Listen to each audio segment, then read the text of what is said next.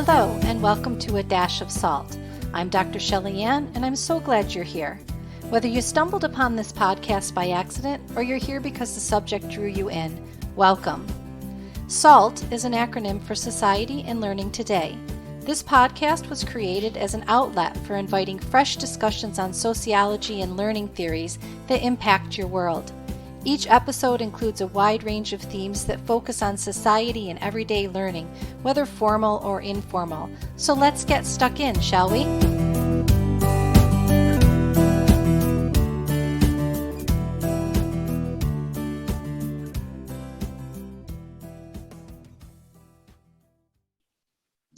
Welcome to A Dash of Salt. I'm joined by Dr. Amy Kavanaugh, Dr. Andrea Kitomary, and Dr. Lindsay Stoetzel from Ferris State University in Big Rapids, Michigan, USA.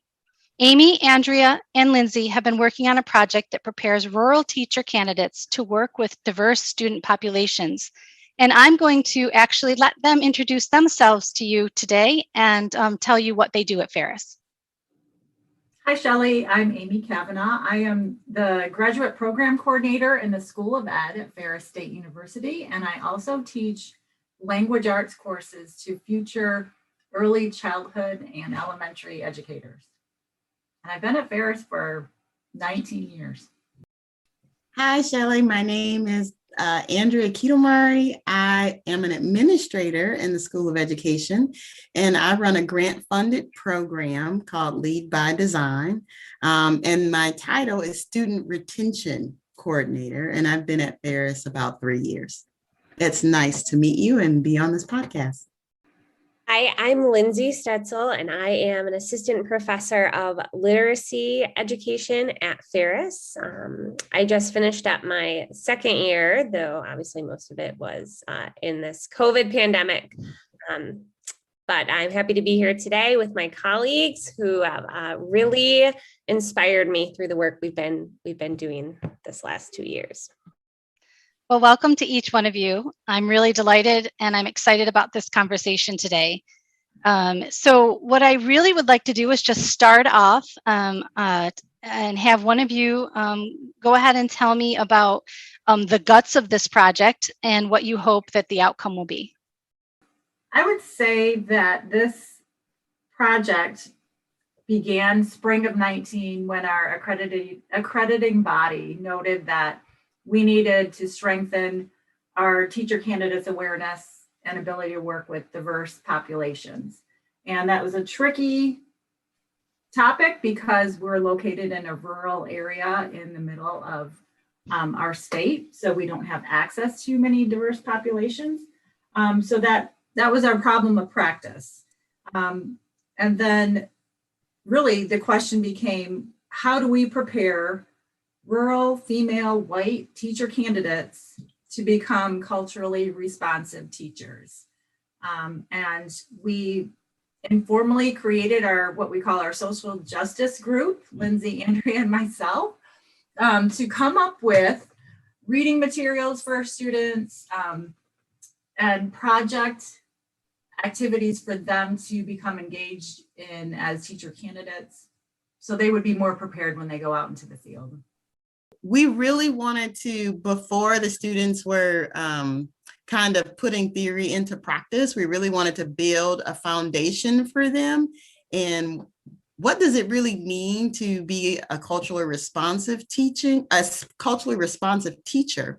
And how do you do that? And so when you look at the literature, there are not step-by-step things that you do to become culturally responsive, but it really is taking an internal look at yourself and then being able to understand yourself and then being able to nurture relationships with students.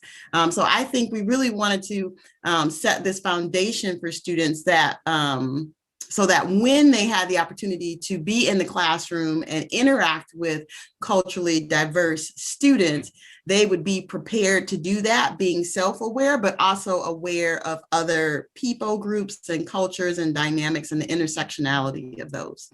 Mm-hmm. Yeah, and to build on that, part of our kind of our problem of practice as well is not only do our students not have access to mentors in the field who can help them to enact culturally responsive pedagogies, Some of them are in completely white, homogeneous settings where they're not going to see diversity necessarily in their classroom in terms of racial diversity, but they might see socioeconomic diversity and other factors. And then we really used mirrors, windows, and sliding glass doors as kind of a guiding metaphor in those spaces. How do you bring a broader definition of diversity into the classroom so children are able to expand under awareness of their own unconscious biases and how they kind of interact in their worlds, even when their worlds might be. In sociology of education, I'm always telling them, when we talk about bias and equity and equality and inclusion and diversity, I am always telling my students, once you become aware of something and once you know something, you can't unknow it. And I think that you guys are doing a very important piece there by bringing it into initial teacher education, because if not here, where? And I think when they get out into their classrooms and they start teaching, they're very much influenced by their peers and their colleagues that have already been there. And if they haven't had this and they haven't been exposed to this, where are they going to get it? So I think initial teacher education is a very important place to have these conversations with the students and to have them apply theory to practice, even if they're not seeing it in their classrooms when they go out on practice placement and things like that. If they are thinking about their own biases, again, they have that awareness and they're not going to unlearn it. It's something that they'll keep with them. So I think this is a brilliant project that you guys are working on. I heard, or I understand that you invited colleges and universities, educators from around the U.S., from various states in the U.S., in a series of professional conversations. What were you hoping to gain from these professional conversations, and did you find them to be beneficial? One of our initial goals in kind of recruiting alumni was first to have practicing educators who are doing the work in the field right now, be able to share with, engage with, and respond to our students who I think, we have that whole paradigm. We're in the university, they listen to their professors, but we're so far removed. But to have an actual teacher who is, currently in a space dealing with the complexities of everything we faced nationally, coming along with all of the Black Lives Matter protests, dealing with the election. We've had a lot of immigration issues, a lot of hot button issues that have pushed educators and their choices in what they bring into the classroom, and to think about how they engage with their students, what kind of books they're using. So having people in the field doing that now is a much richer place to begin the conversation. And then because we did this, we chose early career educators. We wanted our beginning teachers to see you don't have to have 20 years of expertise to finally say, okay, now I'm ready. But that it's a learning journey. You're gonna stumble, you're gonna feel overwhelmed. And these young teachers can offer perspectives on how some of their early steps in their early journey that could be impactful for them to consider. That's really well stated, because I think it's one thing for us to give them assignments in the college classroom, develop a lesson plan, and use literature that will, be a window or a mirror into diversity. It's another thing to have the actual example come from a practicing teacher who recently graduated. And we often would hear in our classes, Lindsay and I, that, well, how do you do this in an early childhood or an elementary classroom? These are conversations about race and equity that we would have with students who are much older. So this doesn't apply to pre-kindergarten and elementary age students. And these practicing teachers demonstrated that, yes, indeed you can, and this is how you do it, and this is the type of literature you use and the activity that you can do to have these conversations with young children, because they, especially during the last year, have had so many questions in their mind about what is happening, what I'm seeing on TV or in the streets. From your perspective, we here in Ireland, again, it's these conversations that we have are, just bringing implicit bias in and just bringing in unconscious bias, and many times, especially in initial teacher education, they're not even aware of these terms. So, what is it from your perspective, from the U.S. perspective, and why is it important that teachers have an awareness of it? That is a really great question. I think in the U.S. context, because of our historical backdrop of discrimination and racism, structural racism, we have a really unique kind of lens on bias. So in terms of defining it, I would say that, bias in and of itself is just a preference towards something or a person. But when you start to talk about unconscious bias or implicit bias within a diversity, equity, and inclusion lens, it really does begin to highlight our prejudices, those negative attitudes and beliefs that we have against other people, against other identities and other people, and how those intersect, that then gives it a negative lens, or, the impact of the unconscious bias is something that is like felt and heard and experienced by the person on the other end of it. And so I think it's important for teachers to be aware of unconscious bias because they're in classrooms with students that are from all over, right? You never know who's sitting in your classroom. They may look like you, but that doesn't mean that they have the same cultural context, the same background, the same expectations, the same understanding. And so I think it's important for teachers to understand what their own expectations are, the power that they hold, the position that they have in the classroom, how their upbringing and cultural experiences inform the practices that they are engaging with students in the classroom around, so that they don't harm students. They don't inflict harm upon students unconsciously, right? That's the whole premise. Bias is unconscious. And so you may think that you're just doing what you've been taught, in your college classrooms, or what your mentor teacher has told you to do, but everything that you're bringing everything about yourself into that space.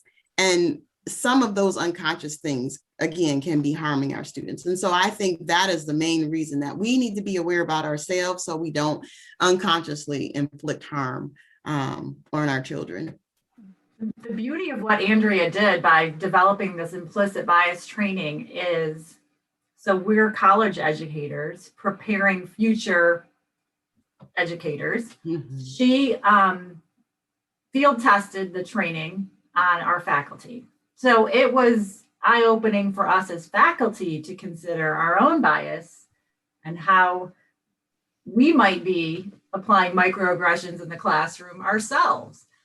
So the faculty went through this training last summer, and then Andrea provided the training to our teacher candidates in the fall and the spring. And I actually talked with the teacher candidate yesterday about her takeaways, just informally about that. And she works in an early care center right now, and she said that the pictures that Andrea used in the presentation, where you have to decide if you need directions, who would you ask directions from?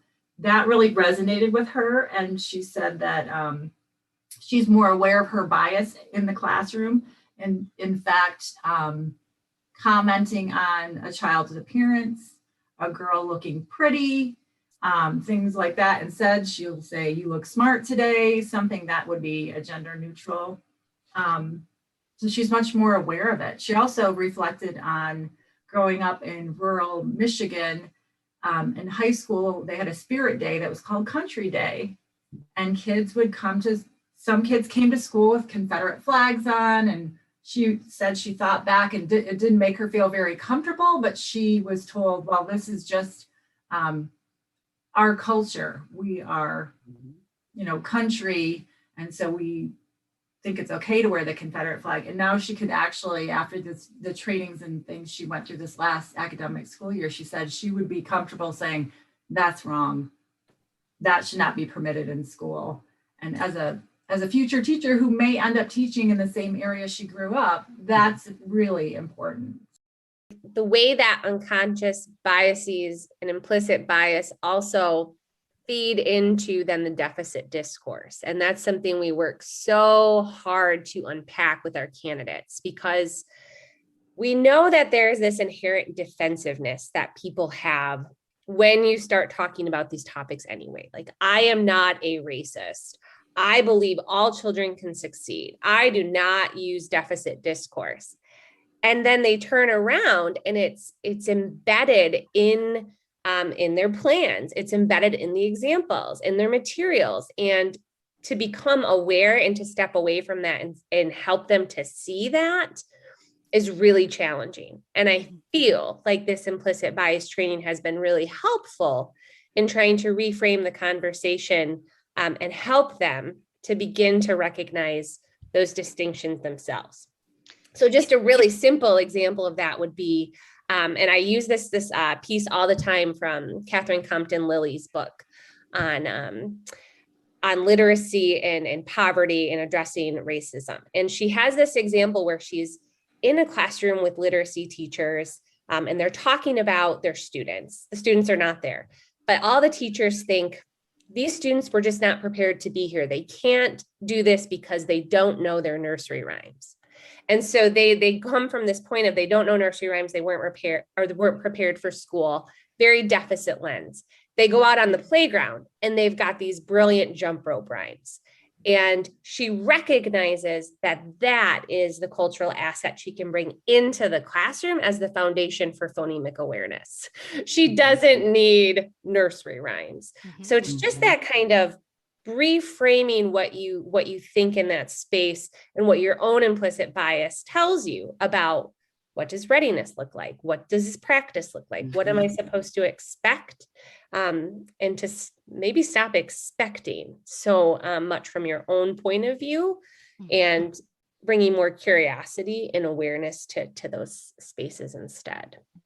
Yeah, and it's that idea of sort of smashing cultural conformity, that everybody has to conform, culturally to whatever the cultural perspective of the day is, or the area, or that type of thing. And, and setting sort of that aside and saying, no, we all come from, different cultural viewpoints and backgrounds and perspectives. And we need to be able to respect each other and respect those and embrace them as well. And, when there are some that we all know that are very derogatory and very detrimental, having those gentle conversations and the awarenesses, it being aware of your unconscious biases is what will help you to be aware of these types of, cultural differences and where they can be harmful and detrimental, in a space, and just to be able to have those open conversations. And there's something actually interesting and very resonating that each of you said on that piece. And I had just read this morning, interestingly enough, about a mother from the traveler community here in Ireland. So I'm not sure if you're all aware of the traveler communities, the Gypsy Roma travelers. So depending on whether it's in the UK, whether it's in England, or whether it's here in Ireland, they could be Romas, they could be Gypsies, they could be travelers. But anyway, I was reading this morning about a mother from a traveler community here in Ireland who said that her 15-year-old daughter's teacher told her, sure, you'll be leaving when you're 16 anyway, off to be married with you. And because it culturally is the tradition in the traveler community, is that when the girls turn 16, they will leave the school. And they are generally, part of their culture is to start keeping house. They learn all the ways with their mom and that type of thing, and then they end up preparing themselves for marriage. But this was after this teacher said this to the student after she mentioned her desire to study for and to sit the Leaving Cert exam. And this was in 2021. This was just a couple of months ago that this teacher said this to the student. And what bothers me is that the othering of the travelers and the migrant children by teachers in schools. Schools will say they're inclusive. You can go on online and you can look at their their mission statements and their, that type of thing, and their ethos, and they'll say they're inclusive, but they allow their staff to openly marginalize students. The culture often is, when you try to have these conversations, is to sweep those actions under the rug or diminish them rather than address them or correct them. And in the American perspective, what are some impacts that teacher bias has on the student-teacher relationship from your perspective? I want to address kind of what you just spoke about in terms of the cultural aspect and, how sometimes you want to sweep something under the rug. I really think that what's happening there is people are operating within what they view as normal, because our biases are in our everyday, what seems to be normal to us. And so it's in that normalcy that we take advantage of our privilege and don't acknowledge that there are other people. So you talked about, how this teacher was othering the travelers group. It could be that she was just reflecting on her own, privilege, and therefore not really being conscious that these other practices that happen in the travelers group, those are normal for that group. So she's saying, oh, because it's not normal for my group, then there has to be something wrong with, how other people decide that they want to live their lives. Within the US context, when we really look at teacher bias, oftentimes it's in this black and white dichotomy, just because we're in the US and we have a history of racism. But in actuality, I think the student-teacher relationship is really impacted, one, on the teacher's end, but also on the student's end. So from a teacher perspective, it really goes back to what Lindsay was saying, and how the teacher may have this deficit consciousness or deficit way of thinking about their students and the work that they're producing. And because of that, then their bias is affecting how that student is performing in the classroom, or how they expect that student to perform in the classroom. And all of that kind of has a trickle-down effect. On the other side, it affects the student-teacher relationship, because the student is being impacted. And for us in the US, we talk about Black, Indigenous, people of color, so BIPOC students. They're more so impacted, not only because of the historical disparities in education, but also because that oftentimes has this trickle-down effect of now, because of our own biases, we're looking at students and saying, oh, these students belong in special education. That's a huge impact, because the student doesn't measure up to the expectation that the teacher has based on their biases. It affects students' a self-esteem, and it affects their self-efficacy, their ability to believe that they can perform in the classroom, just based on that, how the teacher is perceiving them to be, or how they're interacting or not interacting in the classroom. All of that really does psychologically and socially impact students, as well as academically impact students. The research supports that the biggest indicator for future student success is the classroom teacher. So I think helping our teacher candidates see that, yes, you do indeed have the power to make a significant difference in any student's life and their future success, is pretty powerful. It's more important than how much money the district has, how much money the students have, the power of the classroom teacher and their expectation for success of all of their students. And this whole idea, I think our students are definitely aware that we don't want to be colorblind either. We want to see and appreciate everyone's funds of knowledge and their background experiences. So teachers definitely make a difference. You're right. Words and actions matter, and making sure that teachers in teacher training are very aware of that from the beginning, I think makes a huge difference as well. Lindsay, did you want to come in with? I was going to add, that it also impacts, I feel, we were talking about expectations, and then the type of instructional practices teachers use in that space, and then the educational experience they provide for those students based on those expectations. So this came up in one of my courses that was also an impetus for our project. These were this different group of students. This was a group of students working in an urban environment, in a very socioeconomic, racially, linguistically diverse space. And they were very aware of their positionality in that space as white, female, middle class, mostly educators. And they also were very aware of social emotional learning needs. And they wanted to prioritize the social emotional learning of their students as their mentors were telling them. So they really latched on to this idea of Maslow's pyramid, and we can't expect them to do higher level cognitive things if they don't have their basic needs met. So they were actually resisting like standards-based learning goals. They were telling me they could not do interactive read alouds in the classroom because children were coming to school without having had breakfast. Now that is, I want to validate the importance of social emotional learning and understanding students' needs.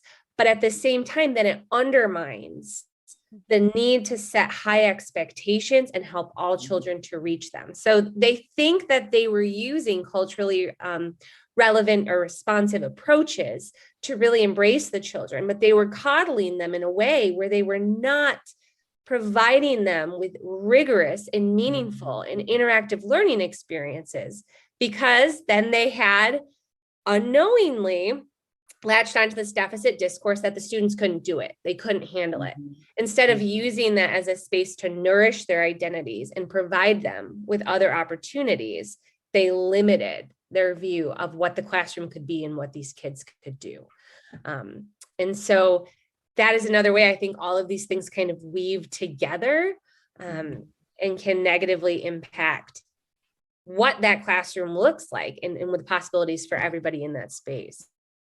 The project is I want to give a framework for that too, because so our students went through the implicit bias trainings, 2 sessions of that, and then they participated in these professional educator activities, 2 of those. Then we also had another activity. The other activity we developed was we have a Jim Crow museum on campus. And so we took advantage of that and worked with the staff at the museum to develop a tour of the museum that specifically highlighted how educational disparities kind of fast forward into today's classroom, into today's districts and schools. And so that was a really neat experience, I think, for students to be able to see primary source documents and hear about the history of Jim Crow. So Jim Crow in America was a time period right after the Reconstruction period. And so this was right after the Civil War, where there was a lot of contention about states who wanted slavery and states that did not want slavery. And so after the Civil War, we had the Reconstruction era where African-American individuals were given freedom. They were able to engage in society in ways that they were not able to do prior to that. Jim Crow then comes along, which is a set of laws and policies that prohibit African Americans from engaging in all sectors of life, and really became this idea of separate but equal. So we can have separate everything, and the ideology of it was that separate is okay if everyone's services, or the end result of that is that we're all treated equal. But in fact, Jim Crow was anything but separate but equal. In fact, it was separate, but it was very unequal. And it's from the inequality that existed during the time where these laws and policies were created that actually form the foundation for structural racism in our country today, across all sectors. The Jim Crow era lasted almost 100 years. And so that had a significant impact on education and other sectors of life. But in particular, because, we're trying to build up our education students' funds of knowledge, we really wanted to help them understand where some of these disparities that they're seeing now actually originated and how they have become systemic in our education system.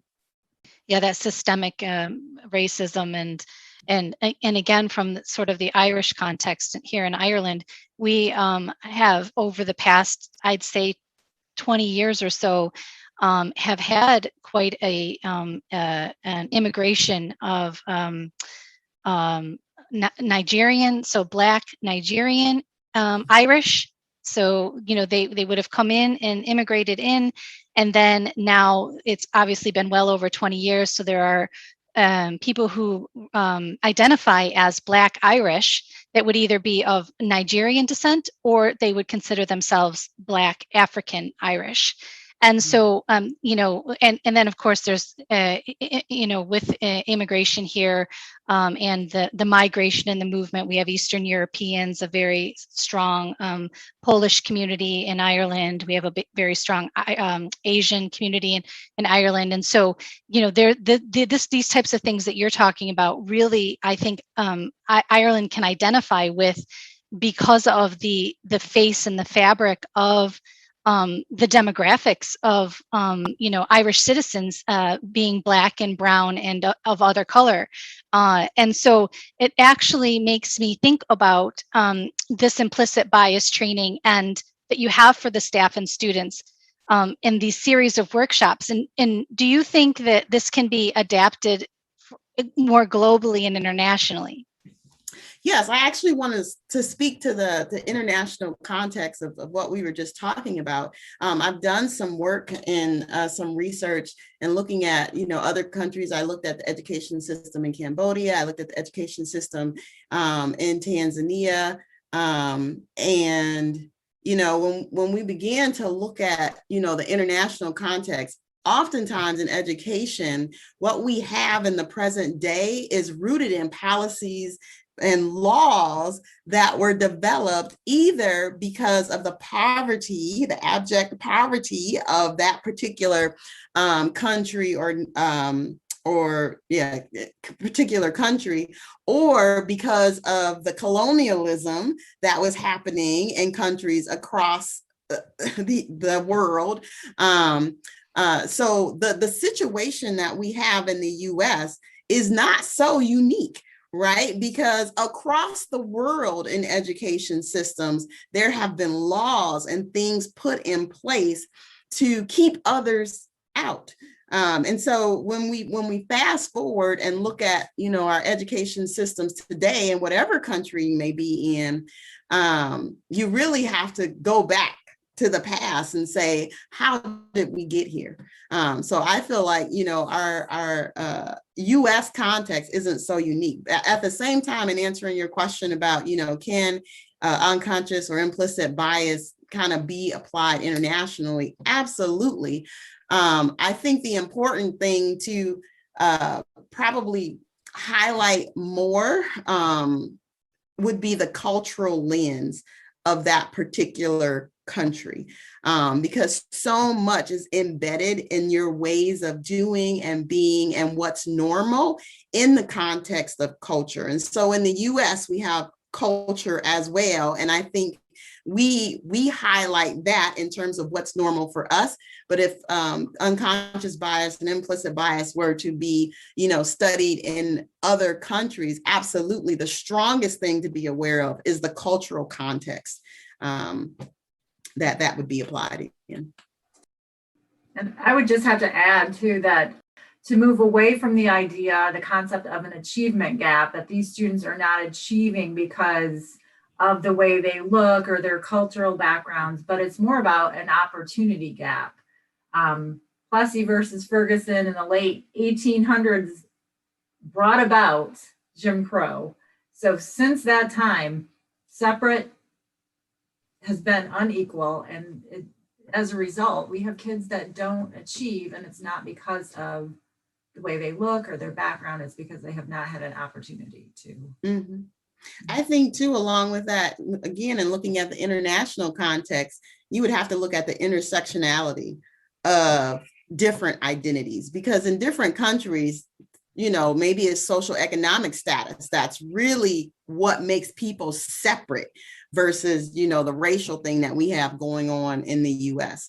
And so looking at how identities represent themselves in that intersectionality, it could be that it's class and gender or whatever. So again, when you look at this construct and take it into an international perspective, you really have to focus in on what are some of the historical and structural things that have happened in that country that kind of define normalcy and privilege in that particular cultural context. Yeah, definitely. It's very interesting that you said that, because class would be the societal issue that has been in constant tension for many hundreds of years here in Ireland. So there hasn't been, a way of sort of getting beyond the sociocultural and the socioeconomic issues in society here. And now, like I said, with the immigration of peoples from other countries, now they have that to deal with as well. And it's very hard, I think, for them to, for government, for the Department of Education and Skills, for the powers that be to decide, okay, wait a second, what do we tackle first? And then, of course, Ireland was the first country that embraced gay marriage. But yet there's still a lot of issues with LGBTQ plus, and so there's just so much of an influx on this small island of things that are happening, and they're happening very rapidly. And I think that Ireland is doing a really good job at trying to tackle all of these different things, but it's hard, because it's not just one. Just like in the US, there's from state to state to state, from region and section of the country to another, it's something completely different.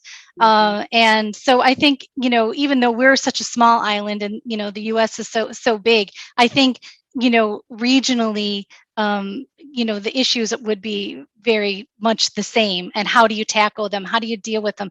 How do you advocate and promote, the positives and begin to eliminate those norms that have been norms for so long? Mm-hmm. Absolutely. And I was just going to add another facet of implicit bias that we deal with increasingly, even in these rural communities, is multilingual learners, and how in America, knowing a second language is not seen as an asset. That is like, oh, that's a native Spanish speaker, I'm going to have to work harder to teach them English. There's not this norm around the richness of multilingual speakers and using them as a platform to learn and grow in new languages. So that is something we hear a lot from our pre-service teachers, is this concern, like, first of all, again, reorienting the deficit discourse around these students and what they're capable of and how to use the assets they bring into the classroom. But then what do they do? Because again, their mentor teachers have not necessarily been prepared to support, what if you're using dual language learners or multilingual learners, and how can we do a better job of supporting them from the university when we might not be in those spaces either? So yeah, and again, very similar issues here with that as well. Again, very much so with the Eastern European children that are in the schools and coming in, and they're very rapidly they're actually doing quite well and very rapidly learning the English language, but in primary school they're also required to learn the Irish language as well as speaking their own language in their home. And so that definitely is something to be concerned with here as well. So there's that similarity, and there's so much to learn internationally and globally from what you guys are doing as well. What are some of the things that you teach through these workshops, and some ways to reduce bias in the classroom? Sure. So we talked about reducing bias, and one of the main things is helping teachers have perspective. So perspective taking in the literature is one thing that students really can do to kind of reduce bias. And perspective taking is it's imagining yourself in someone else's situation, but it's also placing yourself in someone's situation. And the research says that, when teachers are able to basically walk a mile in their students' shoes, when they're engaged in their communities, when they're engaged with their families, and building those really close relationships with students and their families and the communities, that's when that teacher has then stepped beyond the classroom experience and really began to have some perspective on who is this child that I'm trying to teach. And so, again, the research really supports teachers getting to know their students, their families, and their communities, which helps them have perspective. So then the othering becomes less. That the circles of this is my student and this is me begin to merge and overlap. And so then the teacher doesn't see the student as someone different from them, but they begin to see themselves in that student, and vice versa. Not only does that, nurture the relationship and make the relationship stronger, because out of strong relationships, students are able to learn better, but it also is helping that teacher to reduce their biases. Through your social justice framework in teacher education at Ferris, you guys embrace the ethos of teaching for tolerance. And so what does this mean, and how is it enacted in your program? One thing that's crucial that I try to instill in students is that classrooms need to have real world audiences for their work. Our students need to empower their students, and they can best do this through, I guess it would be problem-based learning or project-based learning, what they can do for their own community. It makes learning more real, and I think that this makes a huge difference. Instead of it being textbook, worksheet driven, it's more like, this is the community we live in. What can we do as a 5th grade class to better our community, and who could we present it to? And then you're teaching them, reading, writing, presenting, social studies through that project. So I noticed in your research that you guys do a lot with your participants with writing and reflecting as part of their aspects on bias training. Did your teacher candidates find this helpful in deepening their understanding of bias and reducing bias in the classroom? I think as a result of these discussions and the training, they increase their awareness of bias, so they know about it. They increase their awareness and understanding of how they have multiple identities that they bring to any situation. And sometimes we hide an identity depending on the situation we're in, and much more aware also of microaggressions, maybe that they have experienced and that they have done to others. And that awareness significantly increased based on the reflections that we saw. So, Lindsay? Yeah, I was going to say our other challenge or goal has been, while we're offering these professional learning opportunities and workshops, how do we integrate it back into our different courses, and then to do that over time so that we're continuing to build and deepen their reflection and then move towards application? Because many of them, when they're doing these trainings, they're in like their second year of the program. And so they're still a year removed away from the classroom. So we have to continue the trajectory so that they're continuing their role in this journey. So I know, for example, we have been revising some of our assignments to provide more of this bridge. So for example, one group of students who took the implicit bias training this past fall, we then had them afterwards, they designed an anti-bias read aloud lesson plan. And so this was slightly different than our traditional read alouds because it actually asked them to reflect on their own positionality in relation to the book. What are some of the biases you bring to this conversation before you launch into it with students? What are some positionalities that students might bring to this conversation?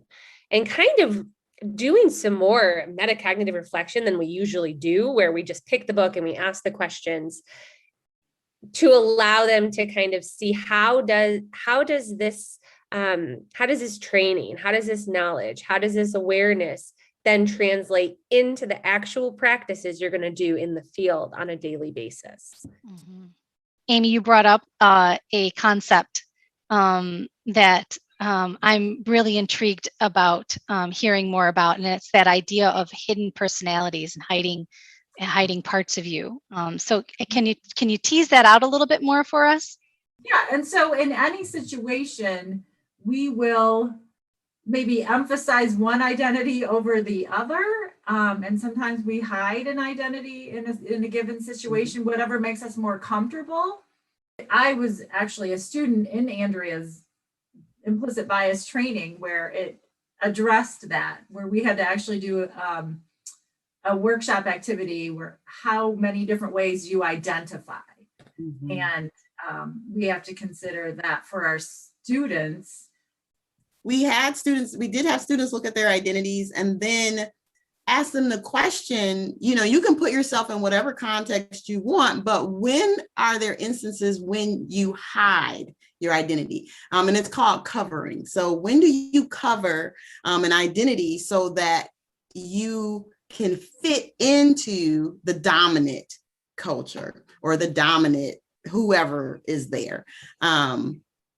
And so students were able to realize that, in fact, they did have identities that they hid from others. And so I was able to share, one of my identities that I don't often feel comfortable sharing with others, because I believe that other people will see me in a negative light. And so whether that's true or not, my perception of how others are perceiving me makes me want to hide that particular part of my identity.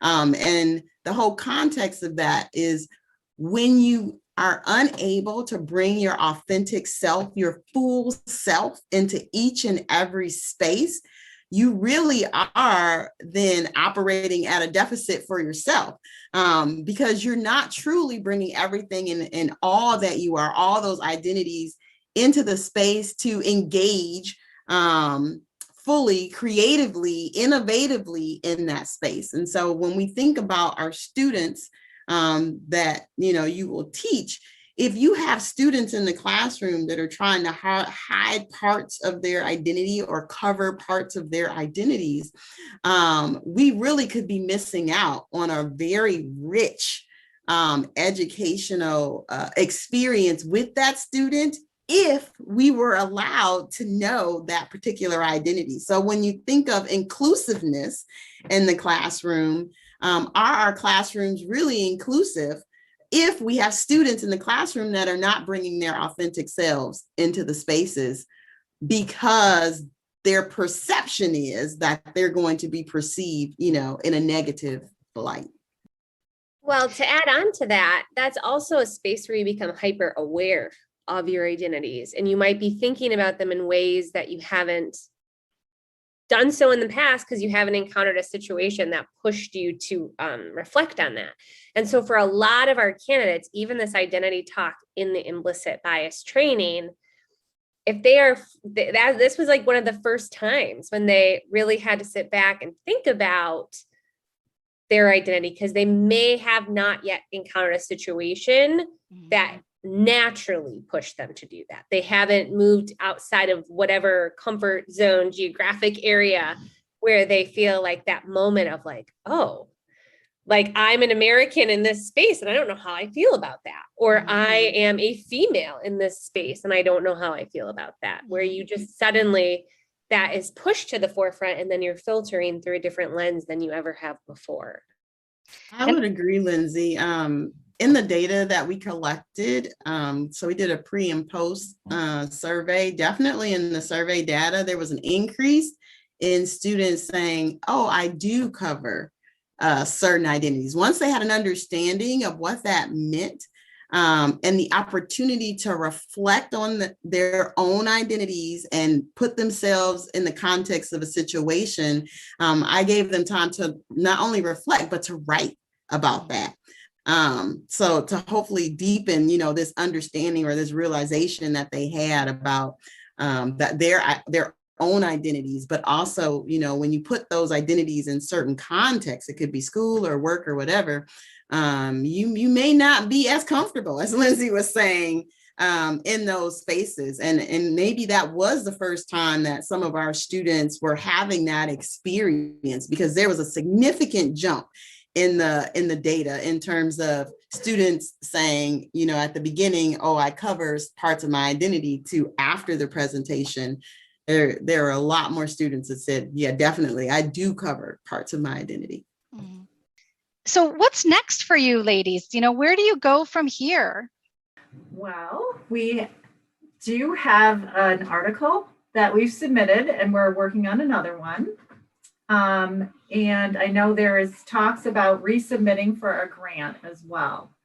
And I just know that my social justice colleagues and myself, we will just continue to look for opportunities for putting theory to practice for teacher candidates, not waiting until they get to the field experiences, but doing it early. We've all been classroom teachers, and so we definitely value hearing from those people that are in the field early and often. I mean, our pipe dream, we were trying to get a grant to match our candidates with some of these early career educators for some sustained mentorship, to actually see them in action in the classroom and to be able to be, even if virtually involved, in experiencing mentorship from a culturally responsive educator. Our biggest opportunity is our program is being basically dissolved and recreated. Our state in Michigan just changed all the licensing requirements for teachers. So we've had to redesign our entire program. And we have 5 new literacy courses that we now get to sequence and build some of these components into the courses in a really integrated and hopefully authentic way. So that is the brainstorming and the opportunities to create are pretty large right now. Mm-hmm. A part of that pipe dream was to actually have our teacher candidates do read alouds in the classrooms with the diverse, with the teacher mentors in these classrooms across the United States, which would then give them experience in front of all kinds of diversity we were going for, give them that experience of engaging with different types of students, and being able to reflect on that and get feedback from their professors, to continue to grow. So that was a part of our dream. So hopefully we'll continue to pursue the dream. Yeah, definitely. I think you got a good thing going. For sure. Well, and I don't mean to be that Debbie Downer, but our current national context is actually trying to minimize and pass laws to get rid of this type of programming. So there's a national effort going on from part of our legislators that are blocking programming at the university and, the K-12 level to even talk about the fact that there is systemic racism in the country. And this is causing people to be less likely to want to embrace these types of opportunities. And in the rural environments where we're working, the pushback can be even stronger. So I know we're kind of, we are excited to keep pushing this work and pushing this agenda because it is critical to the field and critical to our work and critical to the future of our children. But I also think we'll see an increasing degree of pushback from entities around us, possibly even from our own beginning teachers who might be coming from spaces where they're hearing a very different discourse about implicit bias or cultural responsiveness. That is so frustrating on so many levels, because, these are such uncertain times that we're all living in. Yeah, it's concerning that these things can be misinterpreted. That's really concerning to me. Yeah. So I want to end this on a positive note. And one of the things I always like to ask my guests is to share with us if you have any resources or links or book recommendations. Share with me some that you'd like to provide for our listeners. Go ahead, Amy. The one that I am using in a course, the literacy course that is being piloted this fall, is Culturally Responsive Teaching in the Brain by Zaretta Hammond. It is a wonderful handbook on how to engage students that are culturally and linguistically diverse. That is one that I have really gotten a lot out of. As far as a website, if this is not a new website by any means, though it did just change its name, Teaching Tolerance is now called Learning for Justice. And that website is just chock full of resources, from articles to planning documents. I use a lot of their materials in my courses. Well, thank you so much for having this conversation together, for bringing, these really important issues to light, talking about your important research, your important project, unconscious bias and these themes that were discussed today. They're really important conversations to continue to have in the educational field, as well as in broader society and larger society. So thank you, Andrea. Thank you, Lindsay. And thank you, Amy, for spending some time with me today. I really appreciate it. Thank you. You're welcome. Thank you. Thank you.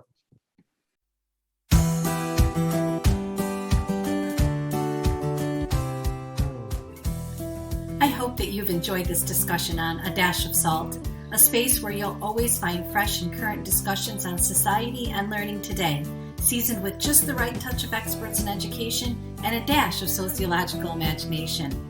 Please be sure to like and share this episode, and don't forget to subscribe to A Dash of Salt on Podbean so that you don't miss the next episode.